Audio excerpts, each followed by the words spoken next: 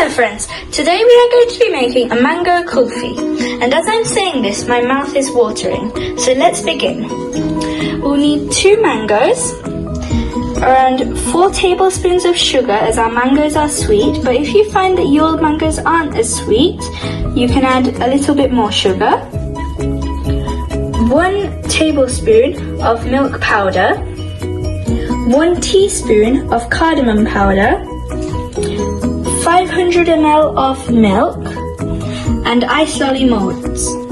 So we're going to start off by adding some milk and boiling it until it gets a little bit thick. And don't forget to occasionally stir it so that it doesn't stick to the pan. Our milk has been boiling for a good 10 to 15 minutes, and now we're going to just give it a little mix, and then we're going to add our milk powder and sugar,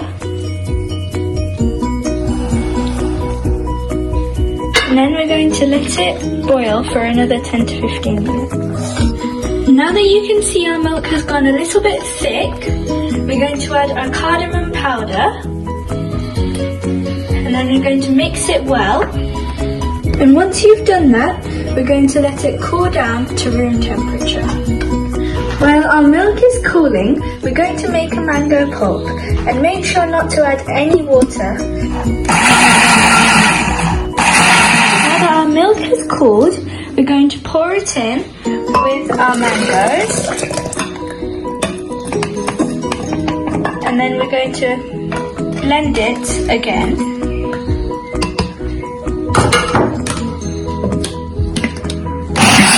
Once we've blended it, we're going to pour it into our ice lolly molds, and then keep it in the freezer for 6 to 8 hours.